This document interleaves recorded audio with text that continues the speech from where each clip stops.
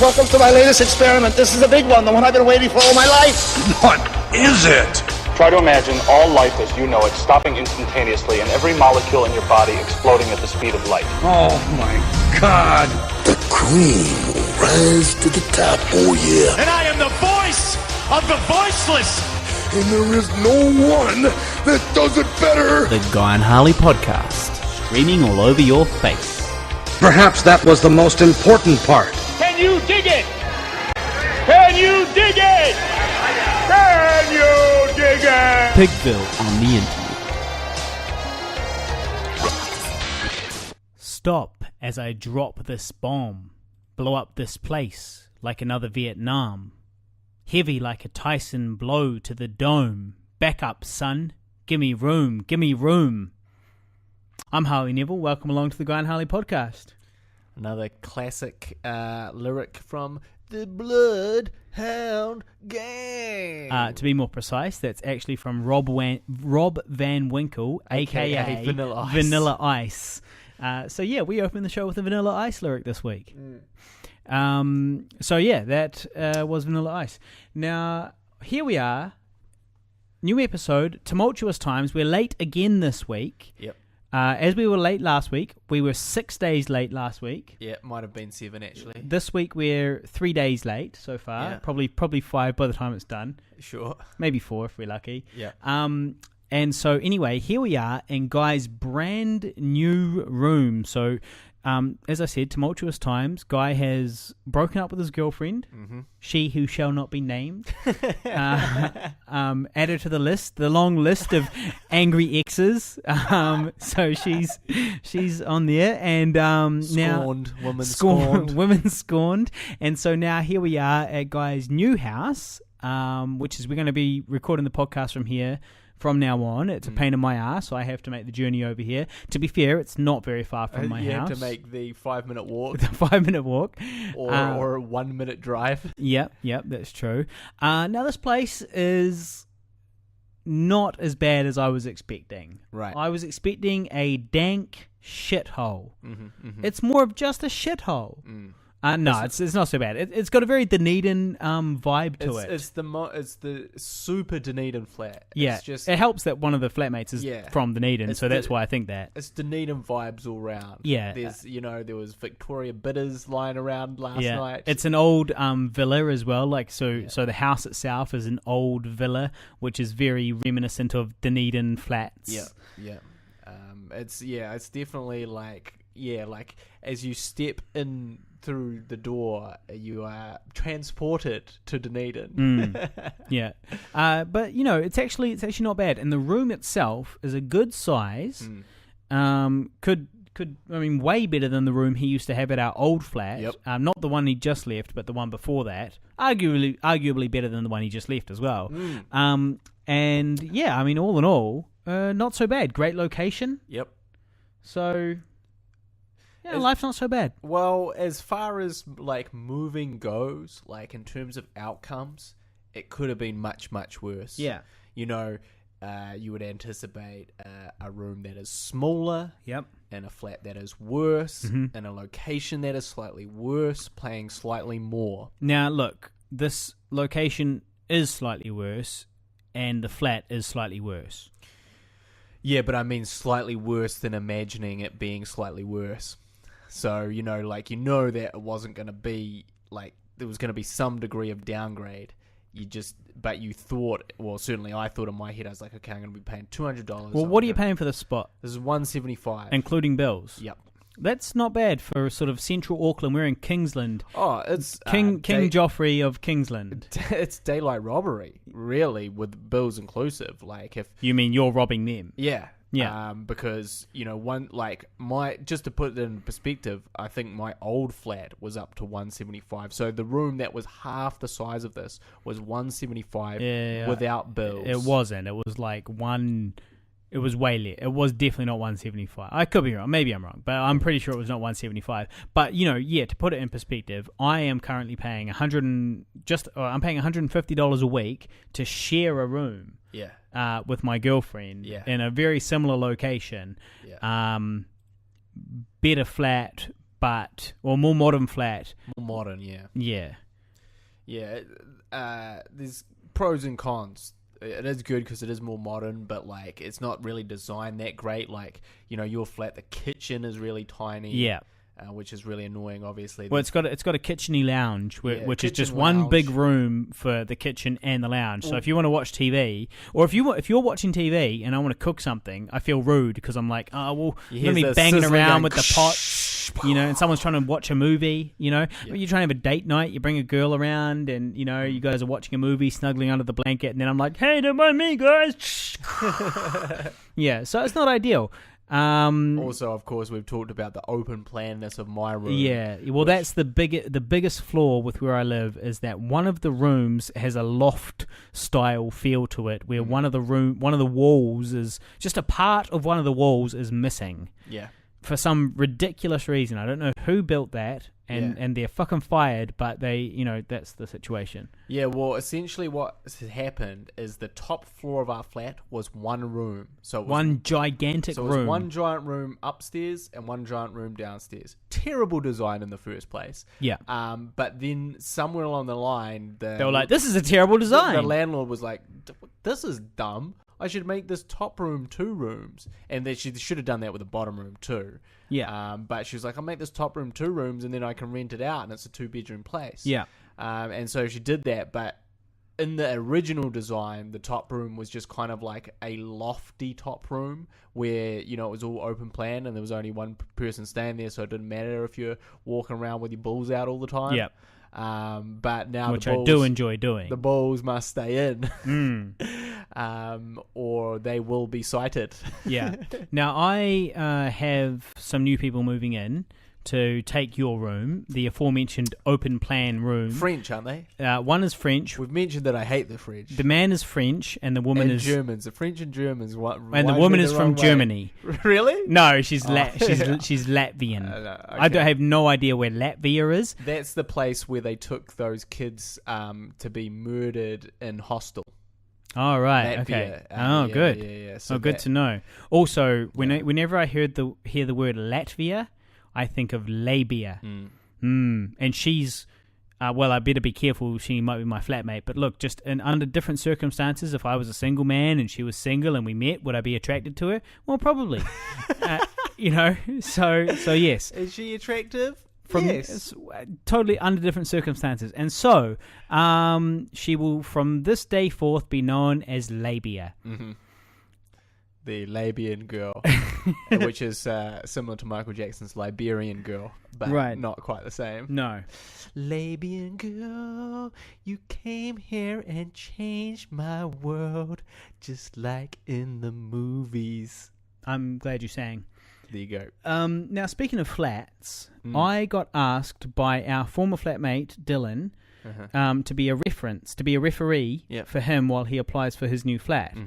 Now, I said yes, of course. I had no issue with that. Yep. So they're going to call me. For a start, I was like, well, they're probably never going to call me. But if they do call me, you know, what's the big deal? I say, yes, he was fine to live with. He paid his bills. Which he did. He paid all his bills. I never had to chase him for money or anything like that. No, it was always good. Yep. So anyway, I got this call the other day. Yeah. I didn't realize. They were like, hello, Mr. Neville. And I was like, hello? Yeah. and they were like, yes, so I'd like to talk to you about the tenancy of this Dylan and another person. You know, they were there from this time to this time. Can you tell me about that tenancy on your property?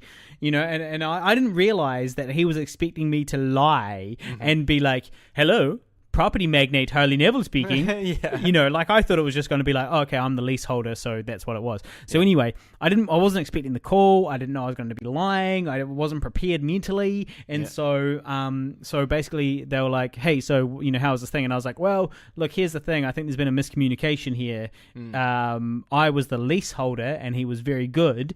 But I am not the landlord. So essentially, I think that I might have fucked up Dylan's plan, right? Because the whole idea as well was I think he didn't have a very good relationship with Barfoot, who are the company, the property management company, and so I think that was the whole idea behind making me a referee. Right. And instead, I was like, well, you know, I'm not the landlord. And then he was like, oh, okay, so who was? You know, and I was like, well, Barfoot.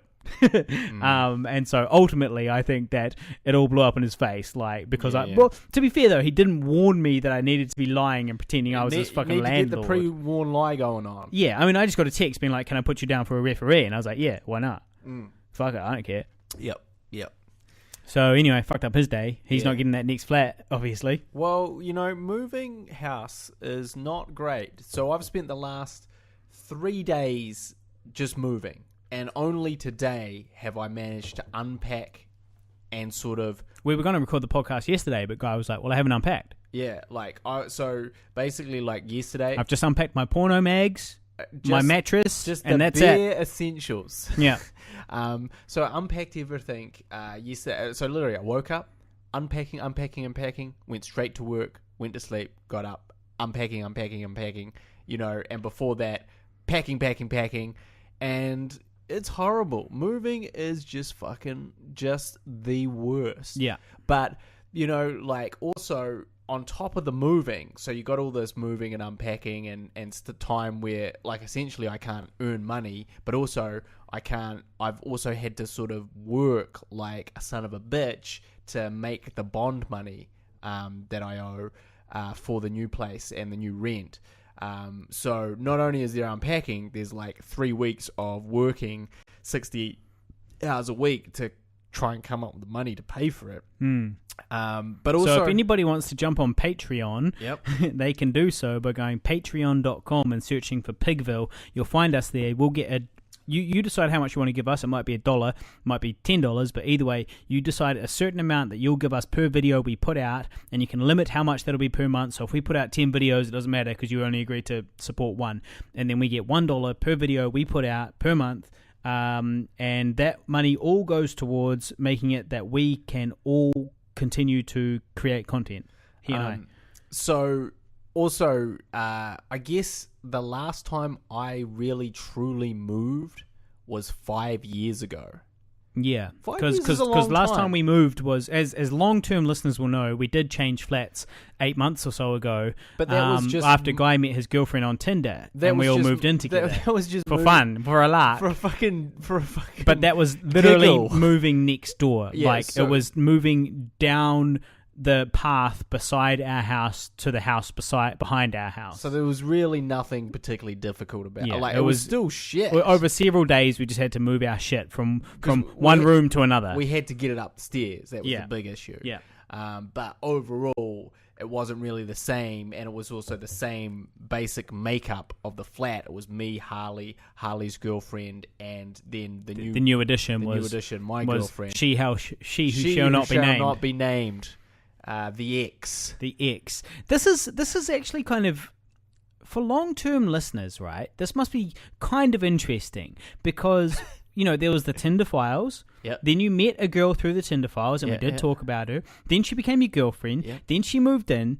We all moved house, and she moved in. Yep. Then we went through a breakup, and now you guys are going your separate ways, and you've moved to a new place. And the listeners are coming with you on this miserable journey. Yeah. Well, speaking of miserable journeys, because that was the thing, is every other time I've made a move, progression. It seemed like, the last time I moved, I was 28 and I was coming basically to Auckland. I was sleeping on people's couches for a while, and then I moved into my flat and I was like, yep, I'm up in the big smoke. I'm doing it. I'm finishing my first feature film. I'm just a young kid, man. I'm just doing me, just living my life.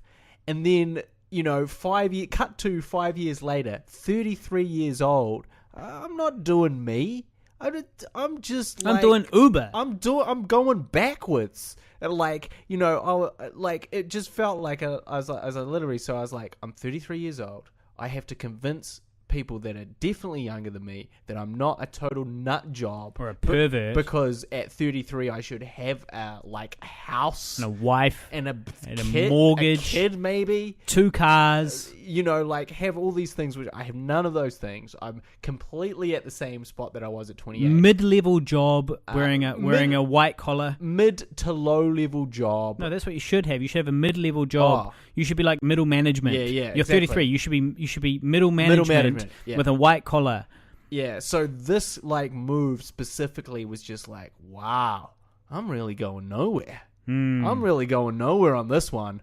You know, like I'm really like I'm just happy to even be invited into another flat at this point. Well, I disagree with. It's not so much of a big crazy move. I mean, it does make sense. This flat is not. Let's be honest. The flat that we moved into, our latest one, was a little out of reach. It was a little bit much. It's $600 a week for 2 bedrooms. $600 a week for 2 bedrooms. Yeah. So that's fine when you've got 4 people in there. You know, $150 a week. That's not so bad. Or your middle management. You can afford the $300 a week without. You know, it's not a big deal. But you know, like for us, sort of Joe Schmoes. You know, it's like reaching for the stars. The girlfriend was. You know, it all. The girlfriend was the linchpin. We needed that girlfriend. Hinged on the girlfriend. That relationship to work out, and we knew this when you moved in. We were like, well, we said it's a gamble. We said this is dangerous territory we're stepping into. It's Pigden's gambit. Pigden's wager.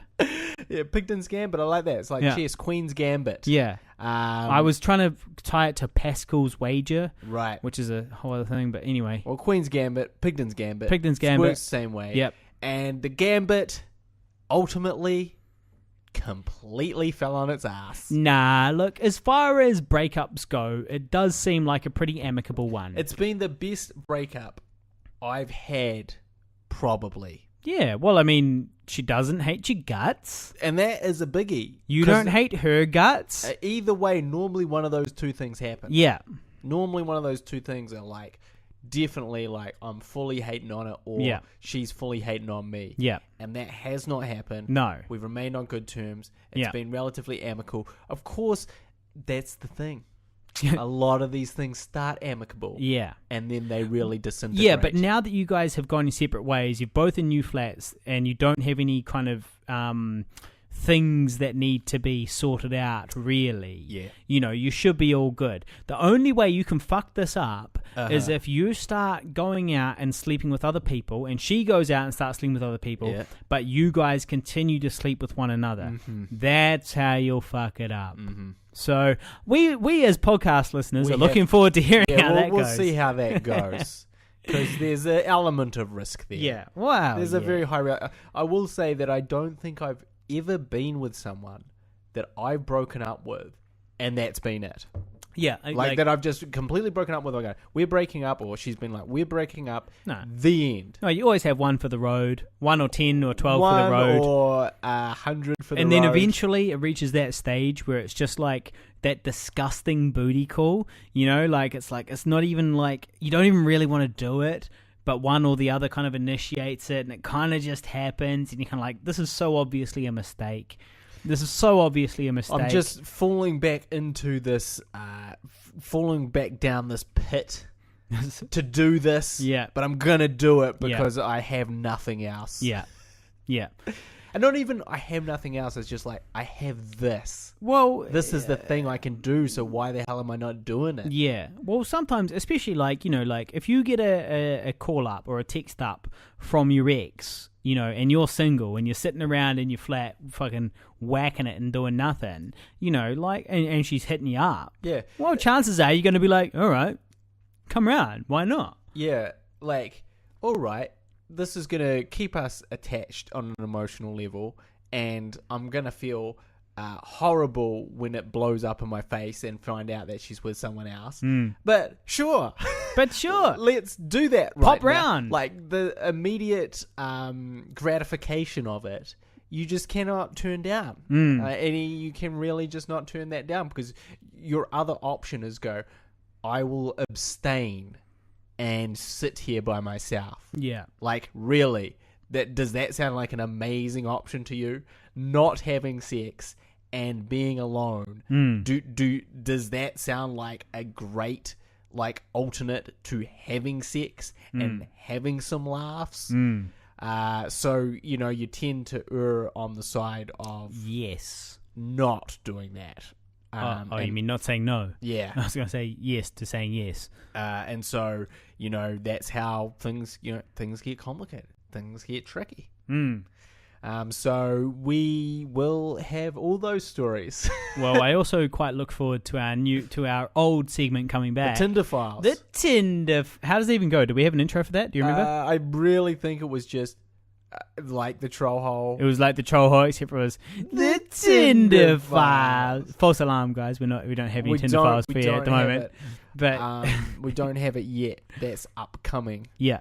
But also, to be honest, like, you know, I've been like, okay, well, I'm single now, right? Now I can be. I've been a loser. Oh, the single ladies. Oh, the single. That's guy's new theme song. Thank you for singing. I will say let's just follow up on my singing with your singing. But you know, it's one of those things where it is a little bit weird. Also, like, you know, I was talking to Harley about this earlier. My Tinder has been greatly compromised by my age. Yeah, and you can't lie about your age because it's connected to your Facebook. Well, so you'd have to lie about your Facebook age in order to lie about your Tinder age. Actually, see, the Tinder Files update, right? So I have logged back onto Tinder. Oh, just to see what was going on. Just to see if my account was still active and stuff. So my account wasn't active. I had to completely reinstall it and everything. Really? So if you go off for a bit, they make you reinstall it. That's dumb marketing. Like, it should be like you signed up in 1994, but you're still active. You're back. Welcome back, Guy Pigden, to the Tinder Files. Yeah. So sorry about your divorce. I'm not back online or anything. I just kind of signed back on as curiosity. So, like, you can't. Unfortunately, sorry, ladies, you can't swipe me right at the moment. To the right. I'm not available. But I did log back on, and if you pay money, we talked about Tinder being ageist. If you pay money, you can conceal your age. Right. So now I don't know if that means that the Tinder algorithm, like when other people are looking, are like, oh, don't know. Wait, what? You can pay money to conceal your age on Tinder? Yeah. So if you have that's weird. If you have Tinder Plus, your age doesn't show up. You know, when what kind of your thing. You have to be such a player to have Tinder Plus. Like that should be a rap lyric. You know, like about being such a player that you need Tinder Plus. Yeah. Like, why would you need Tinder Plus? Well, it gives you to require Tinder Plus. Yep. You are either an incredible player, or you're so undateable that you need to pay money to enable this app to give you more options to get laid. And it seems to me that, you know, like that's not the story with Tinder. You're not a player, you just crush a lot. Rap reference. Obscure rap reference, which I don't know what it is either. Does anybody else know out there? Dear listener, do you know? Just call in if you've heard that lyric before. Right. But call in on the imaginary number. Write in, message in. But yeah, so Tinder Plus lets you, well, from what I can see, is you can conceal your age. Hello, and also you can swipe back. So if you're swiping too quickly through people, and then you're like, wait a minute, she was hot. Hold up, she was hot. I just swiped too quick on that one. Or hold up, I've got no matches. I need to swipe back on this shit. Yeah. Apparently, it lets you swipe backwards. Right. But you know, I haven't joined up with Tinder Plus, so I don't know. But how much is Tinder Plus? I don't know. I think. Oh, I don't know. $12.99 a month. You go, I don't know. $18 a month. I'm not 100% sure, but also, yeah, like just the fact that I'm 33 rules out a decade worth of women. Well, yeah, because a lot of girls say, I want a man between 20 and 30. Yeah. Right? And it's like, well, 33 is really not that different to 30. Or 25 and 30. Yeah, right. Yeah. And then it's like, well, you know, really a 33-year-old guy could still totally date a 25-year-old girl if they're in great shape work like out. Myself. Yeah. And like looking really young for their age like I do. And if she's in great shape. Of course. And so you know, that can happen, but it does seem like, you know, when you're doing it in that sort of when you're looking at the paperwork, you kind of go, well, 30. That seems like a good cutoff age. That's a real cutoff for me. It seems like a good cutoff age. Because anyone over 30 who's single is a fucking nut. Is a fucking pervert. And a total failure He wants at to, life. He definitely wants to come on my feet. So I will not indulge that again. That dirty old pervert. That dirty old grey-haired pervert.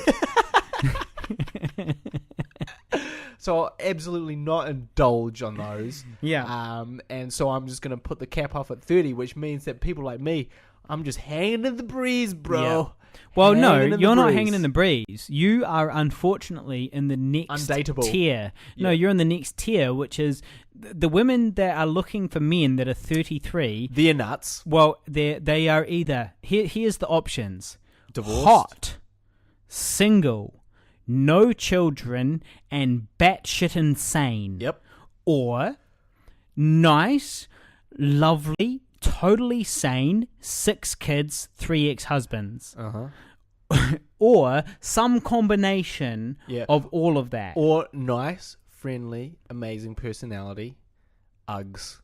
Nice, friendly, working the Tinder angles. So she's got the Tinder phone angles, So it's like, oh, she looks quite nice. Like if you look at her from the top left. Yeah, if you look down at her from the top left. If you look downwards at a 90-degree angle. No, she looks hot. If you're standing on a ladder, every time you see her and looking downwards at a 90-degree and she's looking angle, up at you on the right angle with sort of like blowjob eyes. It looks amazing. Which is what she has in her Tinder pic. Well, yeah, she looks great. Yeah, and look, don't get me wrong too. I've heard some horror stories from people in that, like my our friend that we know, who's been on Tinder. Maybe he doesn't want to be named, but he was on Tinder. He's like, look, I've just gone on so many dates. Well, what does his name start with? I don't know. Jay. All right, okay. Yeah, like I've been on dates with so many people, and it's like your photo is from at least 5 years ago. Yeah. 5 to 10 years ago, that photo was taken.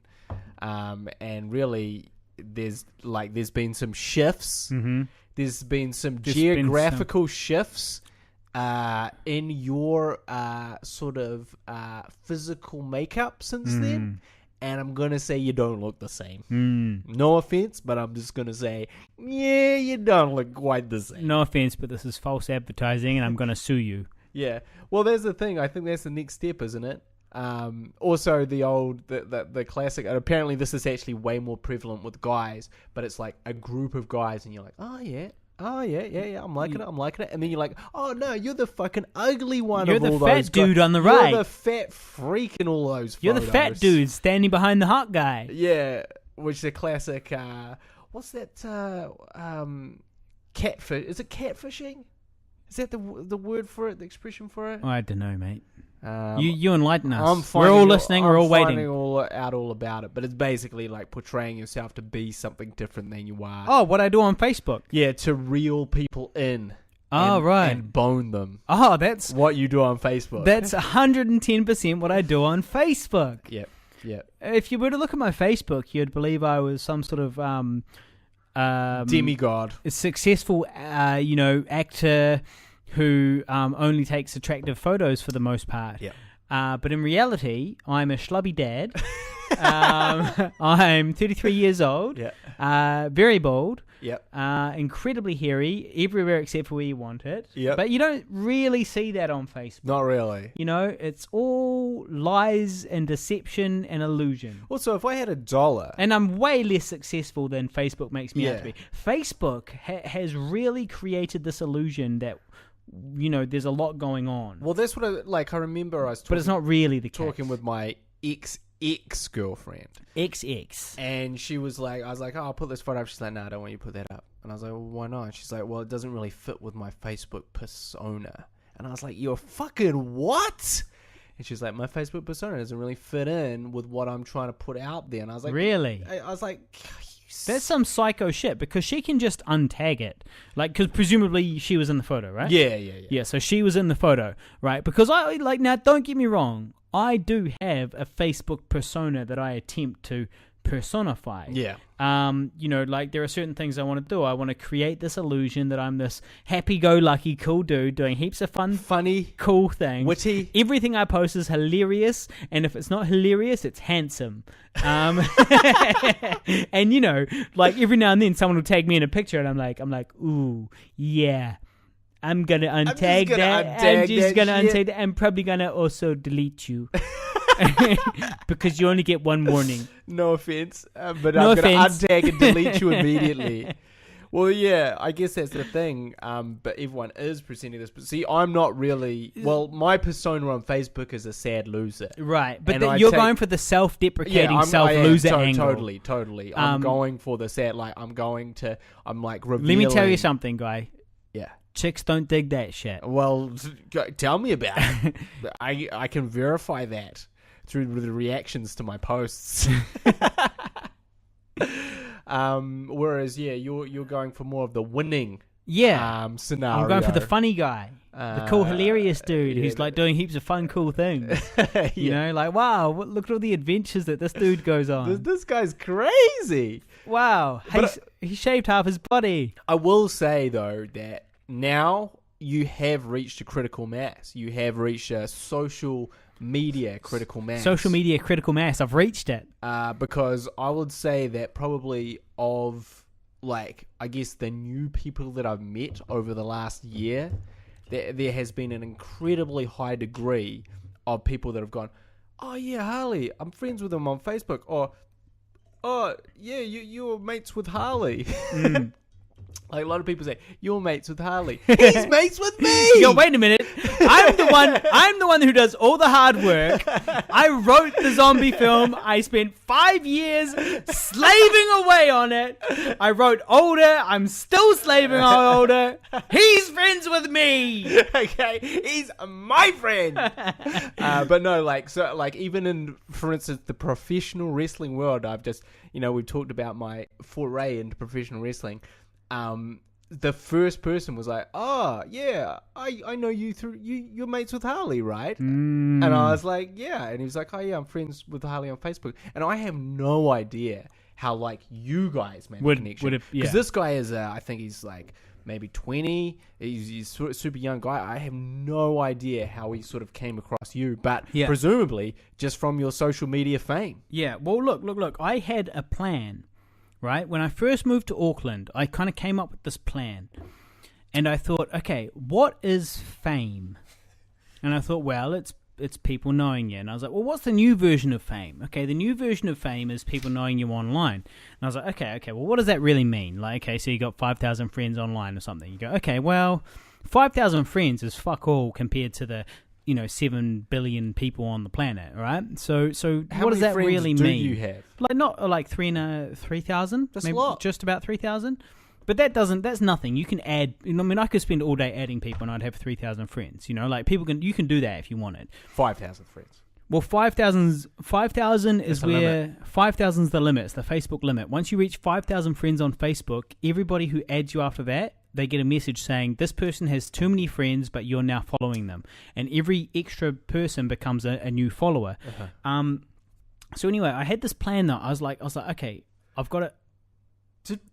What's up? Well, you just bought this bottle of Jack Daniels Tennesse Fire. Yep, which is the poor man's Fireball whiskey. Now, 2/3 of it are gone. Yeah, it's true. 2/3 of a bottle of spirits. And we've been smashing it this time. Is gone. Well, it's good because this is the first time in ages we've had a Guy and Harley podcast where we actually drank. So if you're wondering why we're in a slightly better mood than normal. It's because we're drunk. We've forgotten all our worries. Anyway, I was midway through a rant about my plan. Excuse me. All right, so Facebook. Right, so when I first moved to Auckland, I had this idea. I was like, okay, all right. I went online and I saw people who had Facebook profiles with a lot of friends on them. And I was like, well, who's this person? They must be famous, They must be successful in whatever area it is that they work in, right? And then I looked a little bit closer and I was like, well, they're not really. But my impression of them initially was that they were. So I was like, oh, that's really interesting. And I felt intimidated. If somebody had a few hundred friends, I wouldn't worry about adding them. I'd just add them. It wouldn't be a problem. But if they had several thousand friends, I'd be like, oh, they must be cool. You know, who are they? Do I add them? Do I not? That, you know, how does it work? You know, and then I sort of taking this sort of information on board, which is that the first impression is that, oh, they must be successful. I said, okay. So what if I did that? What if I built up my friends? But then I was like, okay, but instead of just having a lot of friends, why don't I also attempt to make those friends to be all from Auckland, which is where I am. Whoa. All from New Zealand. Whoa. Firstly, all from New Zealand. If not all from New Zealand, preferably all from Auckland. And then ideally, taking the next step further, all from Ponsonby / K Road / Greyland, these kind of central cool suburbs that we live in. Right? Because the idea was like, well, shit, hang on. If I've got 4,000 friends and they're all from the same suburb as me, well, they're going to see me walking down the street and they're going to say, oh, that's Harley. You know? And well, hold up. What's fame if not that? You know, if not people knowing who you are, right? So that was kind of my logic. And so I started building this kind of Facebook thing where I was like, okay, I'm going to attempt to get as many friends as possible, but they have to be local people that will actually kind of interact with me. And so that was basically how I started it. And then it does really feel like in this last like 2 year years or so, or year or two, it's really started building up and getting better and better and better. But essentially I did have a plan, which was fake it until you make it. And now I've reached that stage where at least I have some influence. And it's great because it means that... where the myth has become the reality. Exactly. And so what it means, though, is when we release a new video, we put it out, and now we have this audience of people who are the right age, the right, you know, totally the right demographic, the right location and everything, you know, to be... to know us, you know. So another part of it was that before I moved to Auckland, I always heard about these New Zealand celebrities, and they were, you know, celebrities, and I'm using quotation sort of signs right now, but you can't see it because this is an audio this is audio podcast. only. This is audio only, but but I'm using quotations right now to say famous. And so as a person who didn't come from Auckland, I was like, who the fuck are these famous people from Celebrity Treasure Island? Who are these dickheads on Dancing with the Stars? You know, they're not stars. I've never heard of any of them. And that was when I realized that all you need to do to be a star in New Zealand is to be a star in Auckland. And to be a star in Auckland, all you need to do is be a star in Ponsonby. You see? Goes by degrees. It is, exactly. So with all of this information, I thought, all right. I'm going to start working towards that. And so that was how I reached this Facebook critical mass that you're talking about. How you cultivate it. Yeah. Well, I'm continuing to cultivate it. It's not finished. I will be honest. If I didn't know you, right, and I just come across you because you'd friend requested me or I've friend requested you or however it came about, I would be like, this is a funny happening dude. Like, I really enjoy Harley Neville's posts. I might, like, go on to his page and see what he's been up to because whatever he does is quite witty and funny, you know, like, and that's what I think that, like, essentially is missing from, like, because I see a lot of people trying to do what you do and failing because basically they're super good looking guys who have zero personality, zero ability to be kind of witty and like either self-deprecating or just humorous in general. So you got to have the whole package. Because incredibly good looking and funny. Yeah, but it can't go like you can go the other way. So funny and not good looking. But you definitely can't just be good looking and be posting pictures of your abs and like how many eggs you've had and like your workout regime because people switch off to that. People are like, look, I get it. You're like a model looking guy. You're a fucking cock. You're a fucking dick burger. Like, we don't care, you know, whereas a guy that is like, hey, like, I'm doing stuff, but also like, hey, have a little laugh at my expense from time to time and have a little laugh at these shenanigans. And I'm just kind of a regular guy, but like doing cool things. That's totally different. And I think that most like kind of people that are trying to get that sort of Instagram, Facebook, YouTube fame are really falling down and failing on that part, which is kind of the humorous element to it, the kind of like if you read something of what you've posted, it's funny, so it's not a waste of time for you. And so people, for that person, so people are like, oh, yeah, that's cool. I will want to read more about this guy. I want to know more about what he's doing.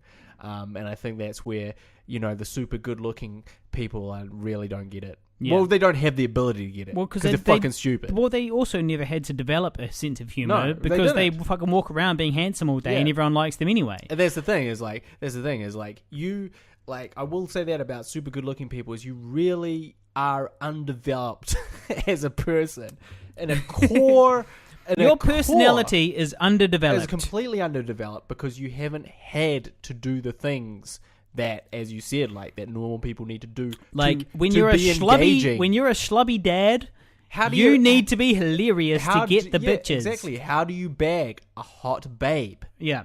How do you do that? You can't rely on your looks for sure. So there's only one thing to do, and that is be sort of so funny, so engaging and so interesting. I guess interesting is the right word. That they're like, you know what? All these standards that I had, I'm going to let them slide just for you. All slide because this stuff is way better than that. And at the end of the day, it's true. Chiseled abs and a giant dick is one thing, but a guy that can crack a few jokes here and there. I want a bald head. Hello. I want a bald head and a belly laugh. But it's true, because at the end of the day, those superficial things are that's great to look at, but you got to sit there and talk to this person for, the rest of your fucking life, or maybe. many, many hours a day. And you can look at something and appreciate it, but at the end of the day, you're going to get sick of that, whereas you'll never get sick of having a chuckle. Hey, guy, guess what? What? I had an audition. Hold that thought. Can we pause it? I need to piss. Yep. So you had an audition. Yeah. So I had my first ever self-tape audition. Now, that's where you just, normally with an audition, you go to the casting agent. They give you some direction. They've been directed by the production or by the director to say what they're looking for in the applicants, and you do the audition. But sometimes it comes up that you've got to just film yourself doing your own interpretation of the audition and send it away. So I did that. Now, as it happens, the role is with the same director that I went to Australia for in December to shoot the ad that never came out. The ad that has not come out yet. I emailed him. So I did a rap ad for a large telecommunications company in December in Australia, and it was fucking awesome. It was 4 or 5 nights away in Sydney. Overall, it was $11,000. Big bucks. Now, minus tax and commission and all the rest of it. Don't forget the per diems, though. But no, that was all inclusive. Okay. All up, it came to just under $11,000 for everything, not including flights and accommodation and shit, which they paid for. But that's huge for 1 day shoot. It's fucking massive. And so anyway, but you got to take away commission, which is 10%, and tax, which is 20%. Okay, so commission's 10, tax is 20, so you lose 30. Yeah, okay. 30%. I thought it was 40, to be honest. No, well, not with my agent. Oh, yeah. So my agent's great. Her name is Catherine Rawlings, and feel free to go and check her out, particularly if you want to cast me in something. So anyway, that went really well, and I'm pretty sure I have a good relationship with the director. He seemed like a nice guy. He's a Kiwi. He lives in Australia. We got along well. We went out partying afterwards. You did some Charlie. Well, I wasn't going to say that. There's a professional reputation to uphold. But yeah, we did. We fucking. It was your classic. Did some of your cocaine? You did some cocaine. What's that? That show. Entourage. Oh yeah. We had some entourage behavior. Some entourage shenanigans went down, and it was awesome. So I got along well with the guy. All was well. Unfortunately, the ad has not come out yet, and it's a good sort of 9 or 10 months later. So, I'm worried, but I'm not too worried that I did a bad job. I'm kind of worried that maybe they decided not to launch that product or something like that. But anyway, point is that now there's a new ad being done for a different company, a different product, but it's the same production company doing it. And this production company is being directed by the same guy who's a very well-established director. And my agent said, "Oh, do you want to like do a self-tape for this or not?" And normally you'd be like, "Nah, fuck it," like because chances are you're not going to get it. But in this particular case, it was like, well, hold up, this director knows me. It's a funny script. I can definitely shoot something myself that will be funny, and the director will be more inclined to pay attention because he's already worked with me. He knows I'll show up on time. He knows I'm not a dickhead. He knows that if we want to do some blow afterwards, I'm keen. And so you know that if you want to do some Entourage style party shenanigans afterwards, I'm after down. The thing, you're ready to do that. Yeah. And so as a result of all of that, I thought, well, I definitely better send in the self-tape. So I recorded my own, and I'm really happy with it, to be honest. I actually think it's really funny. Like, I watched it back yesterday, and it was, like, pretty hilarious. I think it's a pretty good audition. Yep. So that went really well. But then today I got a call from my agent, and this is breaking ground. I said no to an audition. Hold up. Now, this audition paid $6,600 for 1 day shoot. What was it for? And I said no. What was the moral high ground that you took on that one? It was for, and I think I'm allowed to say this, it's for KFC. Definitely not allowed to say it, but It was for a brand that I don't support. Right. It was for a brand that I do not support. As a human being on this planet which has finite resources, I cannot be the face of those fucking dickheads down at Kentucky Fried Chicken. Well, it's interesting you said that, because I feel like our dear friend Leisha turned... She said the same thing. She said the same thing. Yeah. And you mocked her. I most certainly did not. And said that she was foolish because an ad's an ad and you gotta get paid. No. I think that maybe that's what you thought yourself, and I was like, because I remember that too. I would like, Alicia is one of the persons that I think of. I think, oh, good for her, because like I have some serious moral issues with saying like, yes, I will be the face of McDonald's, KFC, Burger King, any of those truly evil empires. And when I heard that Alicia said that. In fact, to be honest, it was Leisha. It was you telling me that Leisha said not to. So the story is that Leisha said to her agent that she is not to be put forward for these types of roles. Yeah. And I thought, oh, that's really interesting. I didn't really know you could do that. I kind of assumed that agents would be like, you will go for any fucking role you're put forward for. You will get down on your knees and suck my cock right now if I tell you to, and I'm telling you to. You just did it. I'm telling you to suck on my Kentucky Fried dick right now. And I'm telling you this because if you want to get in this biz, this dick. And so for needs months, some seasoning. For months and months and months, I've been thinking, oh God, I've got to go and tell my agent. I very rarely get auditions for these evil empires. One time I had a McDonald's one, and that's it. And then So I've been thinking that I really got to tell my agent that no, I'm not available for that. But the thing is that Leisha is a well-established actress. She's been in a lot of stuff. She's really talented. She's very talented. She, she has the ability to pick and choose what she will be associated with. Whereas myself, I was thinking, well, fuck, I can't really be saying no to shit that my agent puts me forward for. But I also had this moral dilemma of like, I do not want to be the face of Kentucky Fried Misery or fucking global warming. McFailure. Yeah. Burger King of Despair. And so I had been thinking for months I need to have a meeting. Despair. I need to have a meeting with my agent to tell her I'm not really comfortable doing these roles and please don't put me forward for them. That way we avoid any issues, But I got a call today, and I never got around to it because I'm a lazy son of a bitch. And today my agent called me, hey, I got this audition for you. Do you want to do it? And I was like, look, at the end of the day, I'm really sorry, but I don't think I could live with myself if I was the face of Kentucky Fried Chicken. And then on top of that, it doesn't also fit with my Facebook persona and my my poetry persona, which is this whole idea of this consumerism and all that stuff is obviously very bad. Now I cannot be the face of fucking KFC while I'm doing poems about exactly that type of thing. You know, and so I was like, look, I would love $6,600 for a day's work. I really would, but I have to say no. Well, look, I think that's an evolution of character, because I really don't think, well, definitely in your mid-20s, you wouldn't have done that. No, like from 28 onwards, I wouldn't have done it. But I definitely feel like that is an evolutionary shift in your character, for sure. So, you know, good on you. It does feel good. It does feel kind of good, to be honest, to be like, you know, because on the one hand, 6,600 would be awesome. You know what else was interesting was it was only a 3-month contract, so it was going to be on here only for 3 months. And I was like, ooh.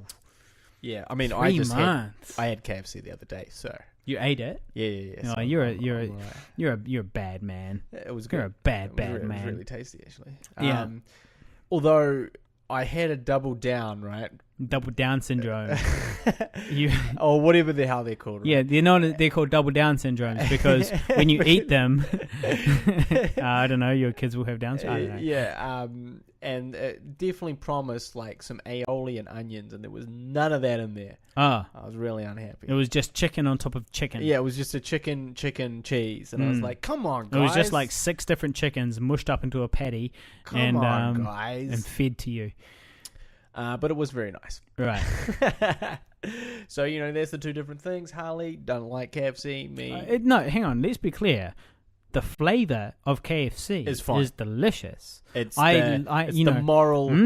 It's It's where you get the finger licking good from. Well, if KFC were a free range, sort of eco-friendly company that grew their chickens in a particular way that meant that we could all enjoy the delicious taste of chicken meat without knowing that they're A, responsible for a huge amount of animal cruelty, and B, responsible for a huge amount of carbon emissions which are fucking up our atmosphere. Well, look, you know, then I would be like, okay, sure, I'm on board. But unfortunately, I will say this. I was looking at this KFC situation, you know, waiting for my meal, and I was like, there's a lot of wastage going on here. I was like, for starters, they're making the cardboard thing, but then they put the cardboard thing in the plastic bag, and they put a plastic bag on every single one. So whenever you were like, it's plastic, not magic. Exactly. So your poem echoed in my head as I took the KFC in the plastic bag, and I looked at it, and I was like, I've let myself down. Yeah. not just yourself. Humanity. As when a you whole. took that bag of KFC, I let the whole you embodied all that was wrong with the world. Yeah. Speaking of all that's wrong with the world, yeah, I'm gonna quickly chime in here and say I watched the first episode of The Newsroom. Now, The Newsroom is a TV show about people that do news.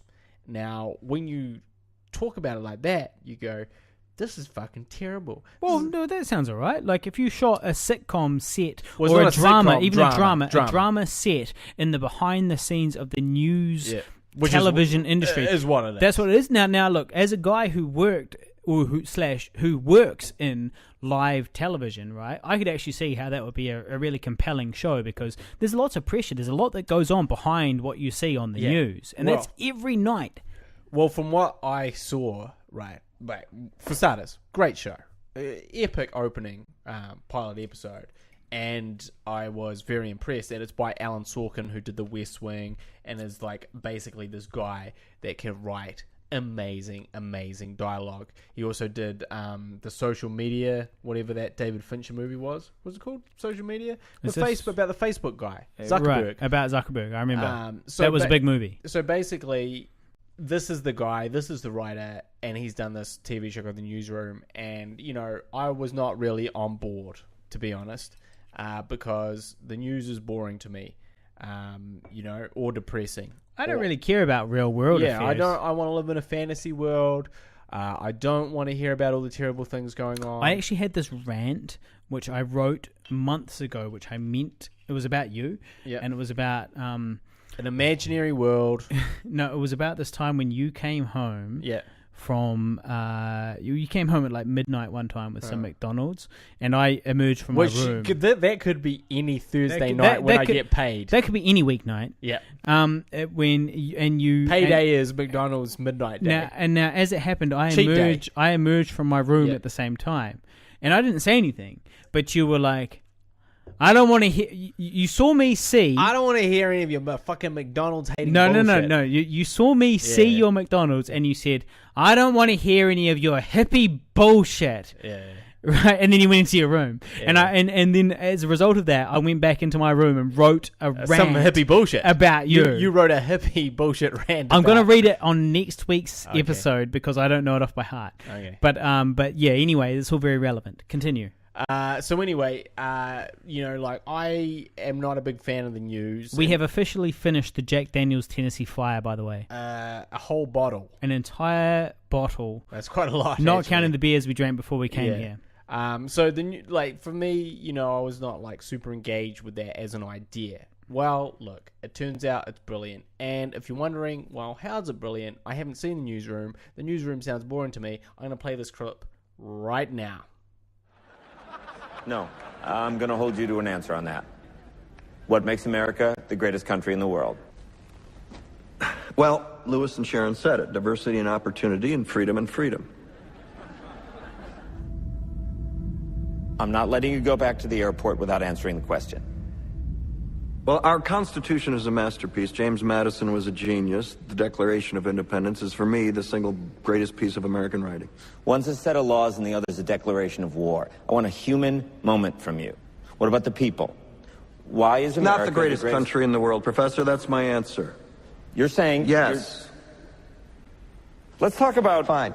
Sharon, the NEA is a loser. Yeah, it accounts for a penny out of her paycheck, but he gets to hit you with it anytime he wants. It doesn't cost money. It costs votes. It costs airtime and column inches. You know why people don't like liberals? Because they lose. If liberals are so fucking smart, how come they lose so goddamn always? Hey. And with a straight face, you're going to tell students that America is so star-spangled awesome that we're the only ones in the world who have freedom? Canada has freedom. Japan has freedom.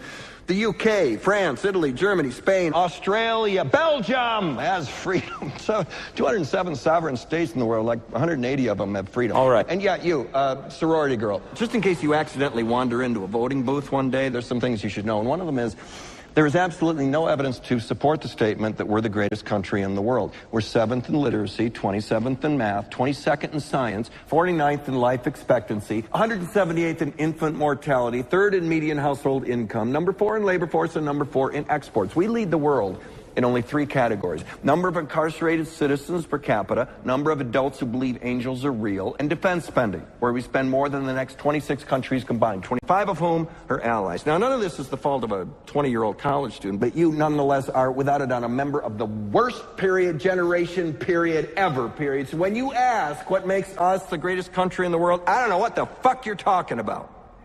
Yosemite? Sure used to be. We stood up for what was right. We fought for moral reasons. We passed laws, struck down laws for moral reasons. We waged wars on poverty, not poor people. We sacrificed. We cared about our neighbors. We put our money where our mouths were, and we never beat our chest. We built great big things, made ungodly technological advances, explored the universe, cured diseases, and we cultivated the world's greatest artists and the world's greatest economy. We reached for the stars, acted like men. We aspired to intelligence. We didn't belittle it. It didn't make us feel inferior. We didn't identify ourselves by who we voted for in the last election, and we didn't scare so easy.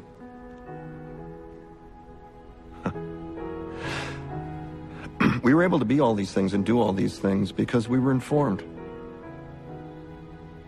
by great men who were revered. First step in solving any problem is recognizing there is one. America is not the greatest country in the world anymore. So that is from the opening episode of the newsroom, and I guess that it was very pertinent to the conversation we had last week about Donald Trump and everything like that. Mm-hmm. Except this was made like 3 or 4 seasons ago, so this is like 3 or 4 years old.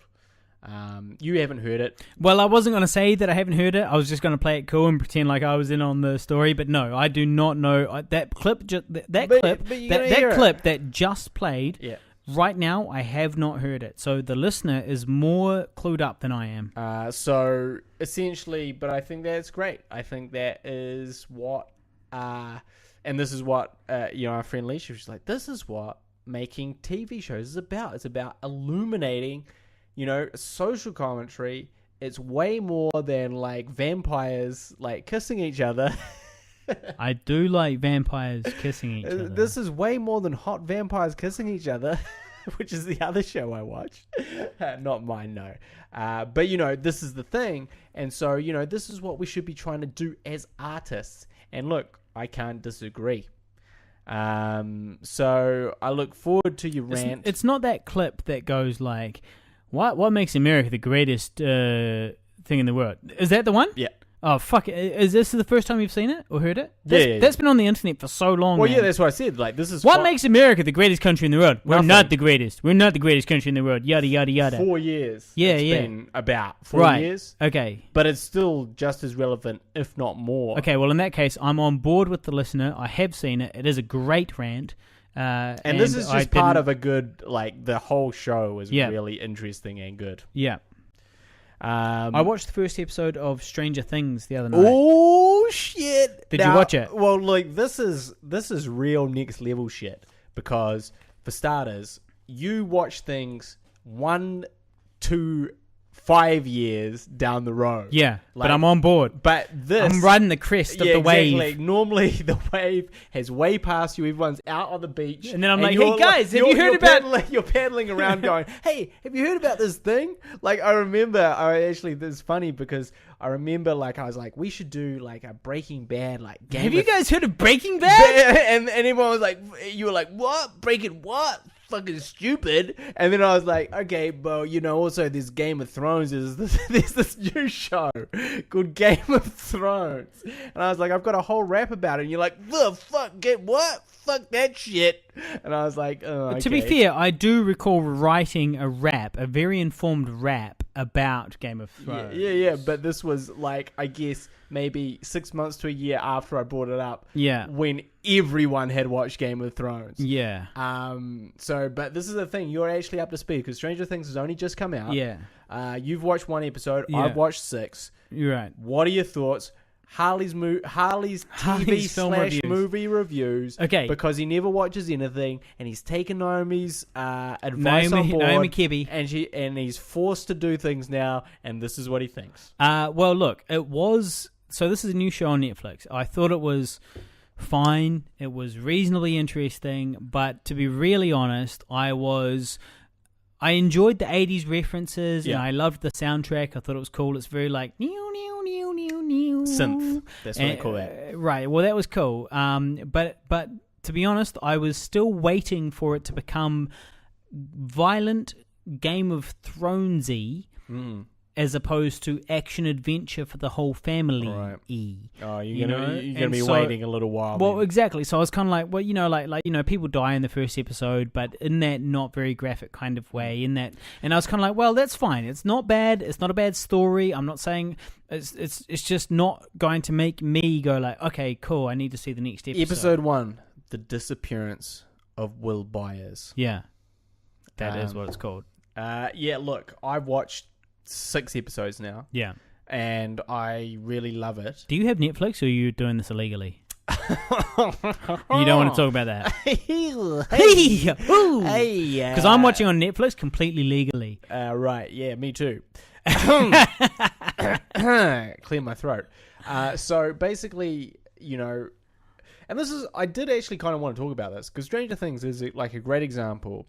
It is a pastiche of all the things that we grew up with, which is living in the 1980s and 1980s kids, because we're 1980s kids, Stephen King and Stephen King books, and like even the font of Stranger Things is like a Stephen King book, and then kind of like the thing that they're doing is very Stephen King-ish, horror-ish, alien-ish, and it's great, and I really enjoyed it.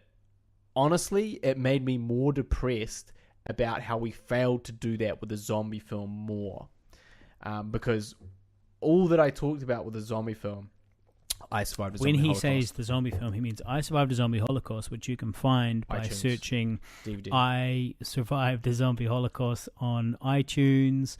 If it depends where you are, but just Google it and you'll find it, and just use the legal one, you cheap son of a bitch. Come on, bro. Don't use that torrent one which pops up first. Find the legal one first. That pops up It's on fifth. iTunes, it's on Google something. It's all over the show. You can find it legally. But I survived a zombie holocaust. Facebook.com/ISAZH. I was desperate to capture that same 80s vibe. Yeah. We with the look of it, With the poster. with the tone, with everything, I really just wanted to hit that 80s sweet spot, and I don't think we did. I think that it still feels like just a film. Like, you don't get that sense that you do when you watch Stranger Things. Like, this is a piece of my childhood. You don't feel that when you watch the zombie film. But I really wanted that, and I really tried for that. We tried for that in the score. We tried for that in the lenses that we used. We tried for that with the fucking story. But I just, for some reason, we just didn't quite capture it. I think a big part of the problem with everything that we failed to do in the zombie film comes about from lack of funds, but not so much lack of funds, lack of time to get everything just so. Yeah. It's so hard when you're under the gun and you've got to get these things done and you've got X amount of time to shoot this amount of scenes. It's so difficult to go, okay, everybody take your time, hang on, chill out, take a fucking breath. We've got all day to get this scene just right. We want it to be a cool 80s vibe. Stylistically, this is what we want. So just fucking take time with everything you're doing. But the reality is that, when you're actually filming, it's like, okay, guys, we've got fucking 10 pages of shit to get through. to do in half an hour. So if you guys please don't fuck up the first take. So don't fuck up your lines. Because we're using the first take. We don't have time to get the camera angle exactly right. This is not exactly how we want it, but we're in day 15 of the shoot, and we simply do not have time. We're 3 days behind, and we do not have time to get this exactly how we want it. So therefore, hurry up and say your lines, and let's move on. Hey, could you please say them quicker? And I don't want to hear you talking back right now. I do not want you to hear you talking back with suggestions right now, because Harley, stop improvising. We do not have time for any suggestions. We just have to do it as written. So there was, and obviously Stranger Things is a big budget Netflix TV show, and they could take the time to do all that, and where we're asking for titles for... How much do you reckon one episode of Stranger Things costs? Oh, it'd be $1 million+. Right, and the budget of our entire film? $250,000 for the entire film. Yeah. So for sure we had some limitations, but I guess what frustrated me is New Zealand, 250,000 New Zealand. Is that I guess I had this idea.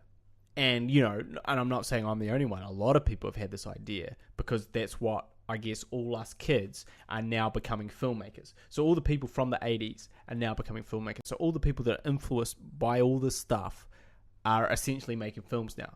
So the 80s is the new 70s in a way. But we were really when we first did that, we were really on, as you said before, the crest of the wave.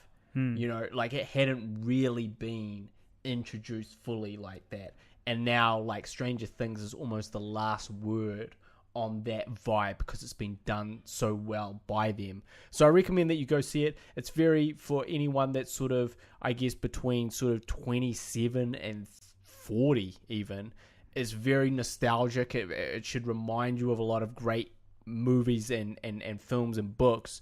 But it's well worth a watch. I do kind of agree with you, just in the sense that this is the problem with everything. This is even the problem that I have with your poetry, right? Is that... Whoa. Yeah. What the fuck? Oh yeah. Is that as soon as you explain something from a human point of view, you realize that a human is behind it. So what I mean by that is that when you say, okay, it's aliens, right? doing this thing, you go, oh, well, I could have thought of that. I didn't, but I could have thought of that. Well, hold up, hang on. Firstly, are you giving spoilers for the show because you said, it's aliens behind it? Well, it's aliens. So therefore you're saying that the thing behind Stranger Things is aliens. Now, I've only seen episode 1, doesn't say anything about aliens necessarily. I think that you really cotton on to that. No, it could. To me, I thought it was like a government experiment or something is going on. And I mean, I don't know. I don't know what's going on. What I'm saying, that's the point. There are many things at play. Okay, and then on top of that, you're saying that by over-explaining things, the viewer says, well, I could have thought of that, therefore I'm less engaged. I guess you reveal... Are you suggesting that I over-explain things? Yes. In my poems? Well, yes. What I'm saying is that you reveal the humanity behind it. And by doing so, and I'm talking about Stranger Things, I'm talking about poetry, I'm talking about basically anything that has a definitive answer, is you go, okay, well, look, I understand that because I am also a human and I know these things too. And so, the unexplained, the questions, and the greatest films, they pose a question. And the greatest poet, I don't know. Because I haven't listened to the greatest poetry. I haven't read the greatest poetry. Whoa. What do you mean you haven't listened to the greatest poetry? Unless you're talking about Gravity or Saturn's Return exactly. or Off to the Shoe Shop. I do appreciate that you were like, I'm going to call it New Shoes or something. Dope New Shoes. Yeah, that's way better title. Because Off to the Shoe Shop, who the fuck goes to a shoe shop in 2016? Yeah. So that's a good choice. No, Dope New Shoes. I've changed the name. I've changed the name of my poem from Off to the Shoe Shop to Dope New Shoes. That's good that you did that. That's really clever. Yeah. I appreciate that. That makes a lot of sense from multiple levels. But like Off to the Shoe Shop, it's almost like you're going to get like a guy to polish your shoes and you're going to get like heels fitted on. To be really honest, I didn't plan a name for that. It was just like, okay, so this poem's about like going to the shoe shop and like the consumerism associated with it. And then one day, and then it was just called Off to the Shoe Shop. And then one day I was kind of like, well, it's kind of a shit name. Yeah. But it wasn't, I didn't plan a name for it. I don't think it's a shit name. I think it's quite a shit name. I think it's an antiquated name. Well, it's just too much explanation. You don't need Off to the Shoe Shop. Like, you don't need to tell them that you're going to the shoe shop during the poem, because it's kind of about the journey to the shoe shop, sort of. Yeah. But you don't need that. You just say Dope New Shoes, man. So if people want to see that, go search Pigville on YouTube. So search Pigville Poetry and you'll definitely find it. Pigville Poetry Shoes, and you'll definitely find it. All right, you'll definitely find it. But yeah, I think that's why sometimes I'm a little bit left a little bit tepid by your poems, is because for me, as I can't remember who said it, but art is in the question. It's in the question and the question mark. You pose the question. You don't provide an answer. You just say, here's the question. Think about it. As soon as you provide an answer, I just personally, and this is only just me, I go, I don't care now. And so that's the problem with, even... No, that makes sense. That sounds like sound advice, like I think it's the same with any creative thing. You want the viewer to leave still thinking. So you don't want to provide the answer for them. Yeah. You want to ask them the question. Yeah. And that's what I think, like, why Stanley Kubrick is one of my favorite directors is that, like, if you look... Directors? Yeah. I'm drunk. The Rexers. All right, I'm drunk. That's it. I'm drunk. Guy Pigton's favorite director. My favorite director is Stanley Kubrick. Yeah. Stanley Bricks. Yeah. And basically, he never really explains anything in his films. He goes, here you go. But do you think... Okay, that's fine. It's all well and good. But do you think that's actually because he's shit and he has no idea what the answer is and he's just like a fucking quack? He's like, yeah. Like, the actual answer is that he doesn't even know himself and he's leaving it up to human nature to fill the gaps. Nah, because... or do you think this guy has a perfect answer for everything associated with every one of his films, and there is a right and there is a wrong, but he's just letting you decide? Or do you think that he doesn't really know? He makes this vague, obscure shit, Mulholland Drive and that type of thing. That's David Lynch, but yeah, anyway. You know what I'm talking about. And so these types of films where you've got too many questions for the audience and not enough answers, because that shit fucks me off. It's such a fine I balance. hate that stuff in a film. No, it's like I want to leave the film. I want to know I want to have a certain amount of answers, but I want to have a certain amount of questions as well. But you've got to walk the line, you know? No, I think that's why Lost was a shit TV show. He's being purposefully obtuse. I hope I'm using that word correctly. Well, let's just use it. Yeah.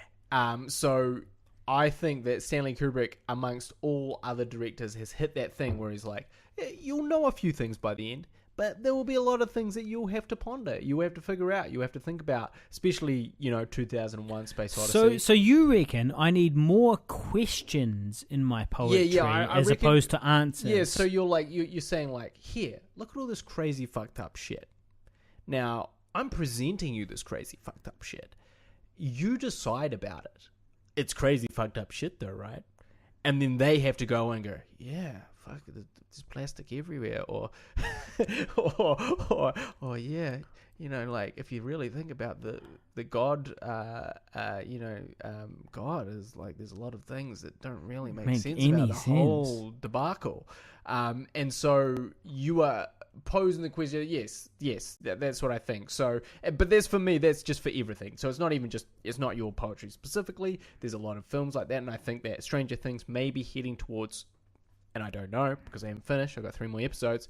Maybe a few too many answers, but I think as a nostalgic trip, it's perfect. So if you're an 80s baby, check that shit out. Now, speaking of babies and 80s and AIDS, I just want to read a couple of reviews about I Survived a Zombie Holocaust. Oh, good. Smooth transition. I thought we reached... Beautiful segue. To our favourite section. No, but it's not. Oh. No, so shut up. I thought it was the troll hole. No, it's not the troll hole. No. So this is... I have been sharing a link for a long time for iTunes, and I assumed there was one link for I Survived a Zombie Holocaust on iTunes, right? Yeah.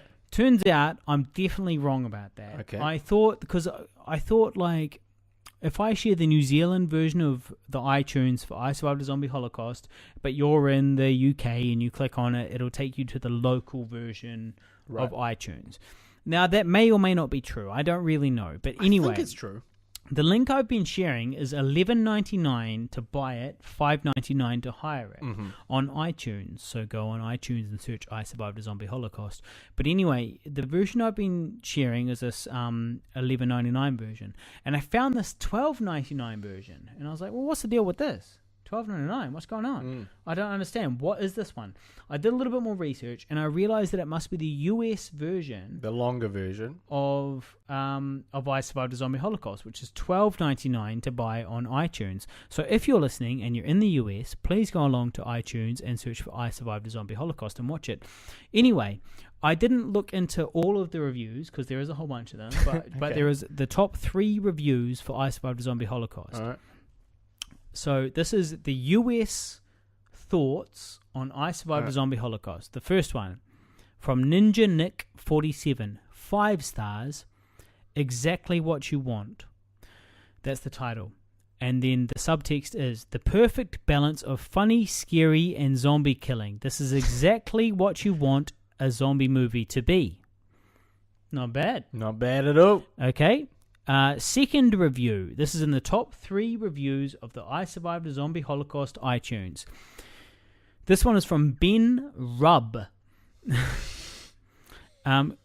Title, great example of the genre. 5 stars.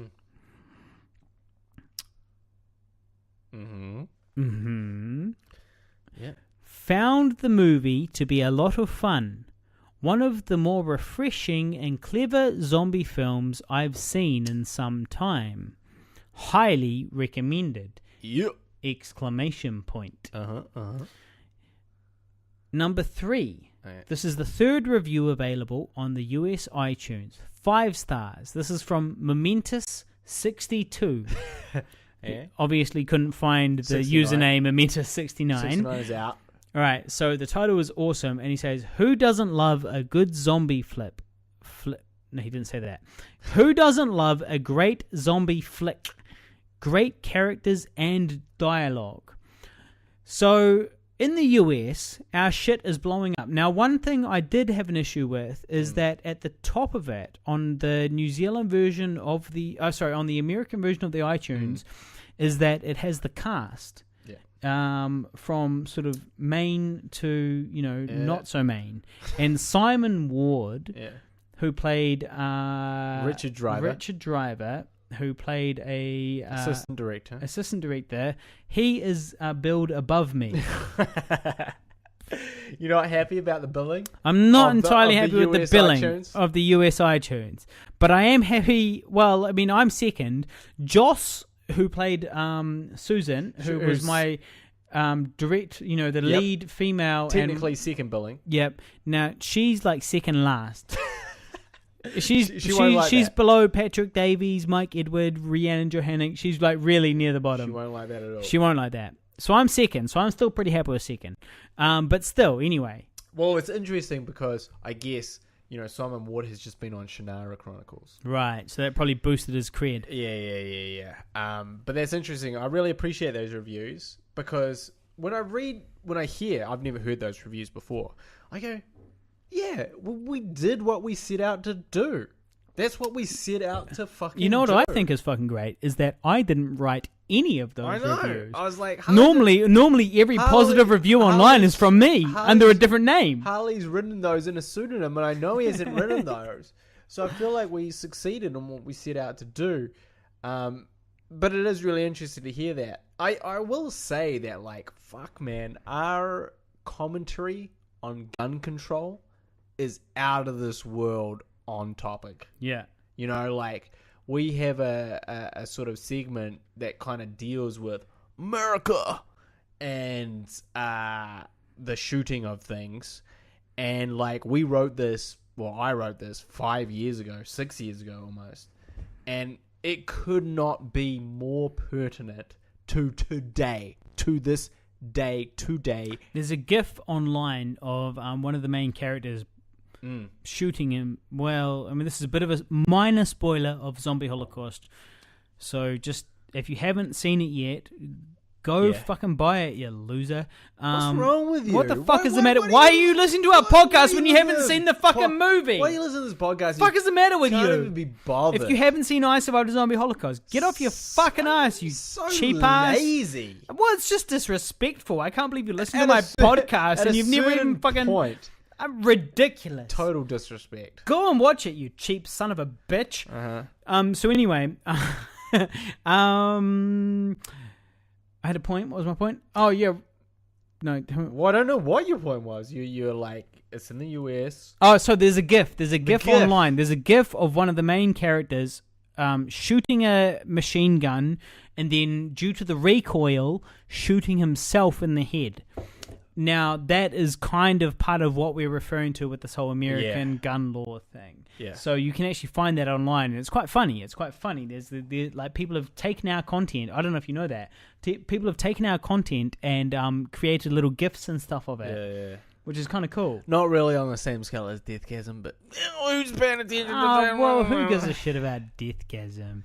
Sure, so recently the lead singer of Cannibal Corpse endorsed Deathgasm. Sure, CM Punk, my favorite pro wrestler in the entire world, the man that I worship and live up to, made a tweet about Deathgasm and said how great it was. Have you tweeted him? CM Punk? Yeah. No, I don't think I have. Well, I'll tell you what, mate. You need to write an open letter to CM Punk. Well, that's hard in 140 characters. Yeah, okay. So do it on Twitter, but also do it on Facebook and do it everywhere else. And say, hey, mate, by the way, I really look up to you. I love your work. I really think your wrestling's very cool, and I like how you've got those big crosses on the top of your hands. That's good memory. So, what do you mean good memory? That's what straight edge is. Well, he's a straight edge wrestler. Yeah. And so anyway, by the way, I know that you saw Deathgasm, and I would just love it if you would check out this film.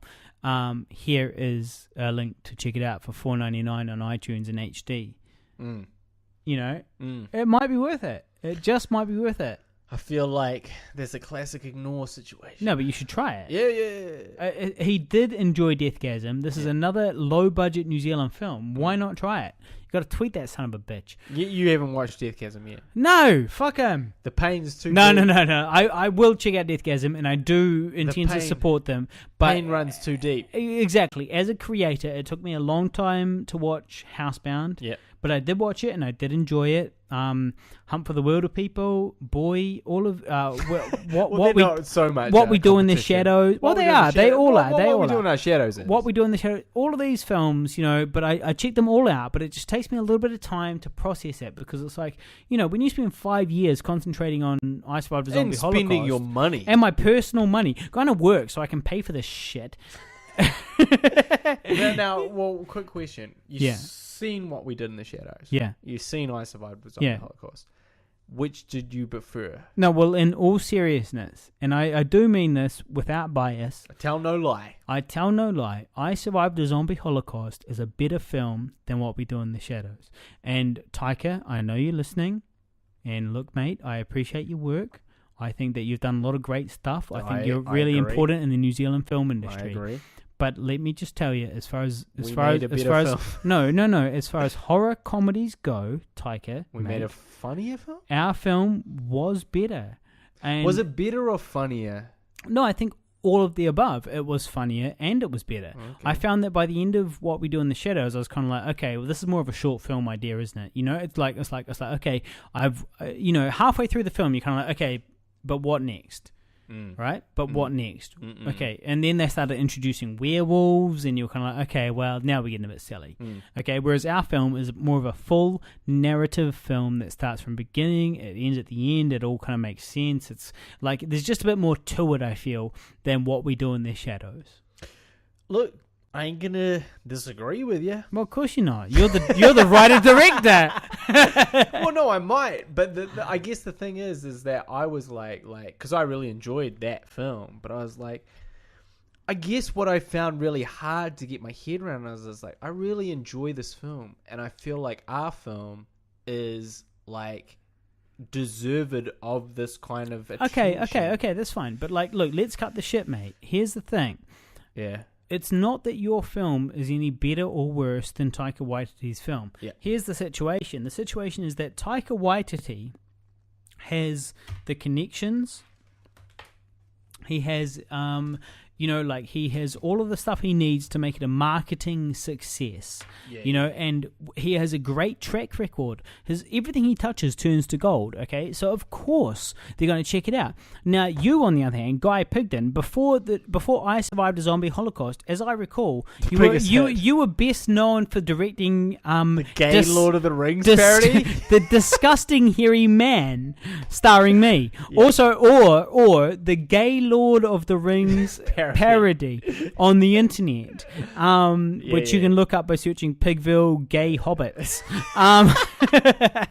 And so like, I agree. So like this guy, anything he does is going to be more successful than what you do at the moment because he has the networks in place. Yeah. True.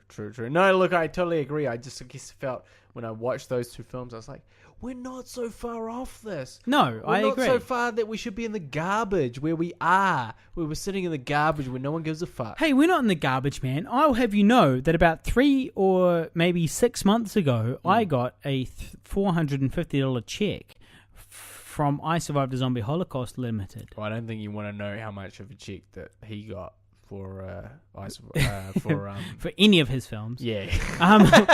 Now look, guys. We'll get distracted. We're at an hour 23. We're going along, but like I've got one thing to talk about. You surely have to talk about TEDx. Yes. Raukery. Ruakura. Yep. Is that my turn? Yep. All right, okay, guys. Look, here's a couple of things, very, very important things we need to talk about before we finish. Okay. 1, Shay from Game of Thrones. Who's that? Shay is the girl that Tyrion Lannister fucked for a long time. Remember, like, Tyrion Lannister was in love with a whore called Shay. Oh, yeah, fuck, she's a babe. Yeah, well, it turns out she's an obscure European porn star. I thought you were about to say she's a fan of your poetry. No, we're talking about me wanking about. You were talking Shay. about your wank methodology. My wank methodology. So I recently found out that. Oh, this is sweet. You have to send me a link to this. Well, I recently found out that Shay from Game of wank Thrones, high fives going on. Wank fives. Shay from Game of Thrones, aka Tyrion's love interest, is actually a porn star, and we mean a literal. Full-blown, total news to me. Unprotected sex on camera, coming all over her pussy, porn star. Okay, now I recently found this out, so I thought, purely for research purposes, that I had better check it out. Yeah, sure. So yesterday, I Googled Shay Game of Thrones porn star. Okay. And Pornhub came up, and this... Pornhub rewarded you. It rewarded me, so I looked... To the victor go the spoils. Now, I was home alone at the time. Uh-huh. You know, my girlfriend was away. Yeah. The house was empty. You guys have moved out. I've moved out. The new flatmates haven't moved in yet. So you know what? This is like an unbridled wankathon. It was like, echo, echo, echo, echo. And so I was like, okay, sweet. And then, so I looked it up, right? And I started watching a video. Now, it was a video of Shay from Game of Thrones getting fucked by an ugly man, unprotected.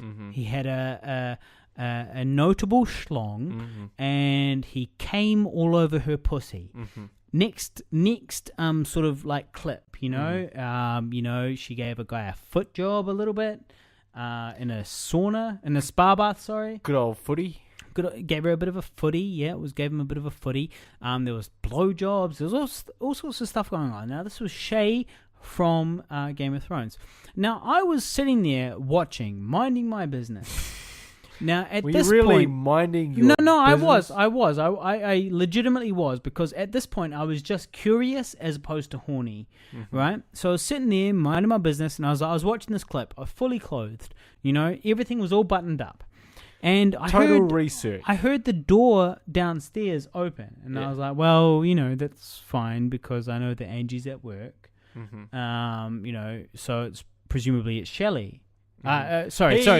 She who shall not be named. Guy's ex-girlfriend coming to move her shit out of the house. Be named. And I was like, okay, all right. Well, you know, there's somebody here, you know. And then I was watching. Now, at this point in the pornography, you know, there wasn't like anything full on going on. They were just like, she was just like in her undies, like kind of dancing around, you know. And I was like, yeah, all right, this is interesting. Then I got a phone call, and it was my girlfriend. You know, it's awkward enough, but luckily I was smart enough to have the computer on full silence, you know. So your ex-girlfriend was just down the hall. My girlfriend was calling me on the phone. My current girlfriend, and so I answered the phone. Hola, because she speaks Spanish. Yeah. Hola, and then your girlfriend thought I was talking to her, and she goes, Hola, and I was like, oh, okay, that's weird. Anyway, so I had this porno going on the screen while I was talking to my girlfriend. Now, I was not wanking, just to be clear, but your ex-girlfriend was like. And my girlfriend was like, something. And I was like, yeah, blah, blah, blah, you know, like talking on the phone. And then your girlfriend thought I was talking to her. And she was like, ex-girlfriend thought I was talking to her. And she was like, hey, can I open the door? And before I could answer, no, motherfucker! She rips open the door. And, you know, there I am sitting there talking on the phone with Shay getting bum-fucked. No, she wasn't getting bum-fucked. To be fair, she was just dancing around in her undies. But I had to quickly like minimize it. I was like, command, control W. Yeah. And so your ex-girlfriend busted in the door while I was watching porno. Is essentially while I was talking on the phone to my girlfriend. Yeah. So yeah, that was the situation. Interrupt me when I'm doing my research. I didn't say yes. I didn't say you could come in. I'm doing my research. Are you going to talk about TEDx Furukawa? Well, look, that was guys, just about you looking at porn. That was just about me wanking a lot. Look, guys, we have reached the end of this podcast. I desperately need a piss, and I'm late for poetry tonight. Tonight is Tuesday. I go along. It's an open mic night. I've got to perform. I'm busting for a piss, so I'm going to tell you all about TEDx Furukawa next week, which was my big break. Cliffhanger, bro. Cliffhanger. See you next time. See you next week. You've been listening to the Guy and Harley podcast, proudly brought to you by Pigville Productions. Laugh it up, fuzzball.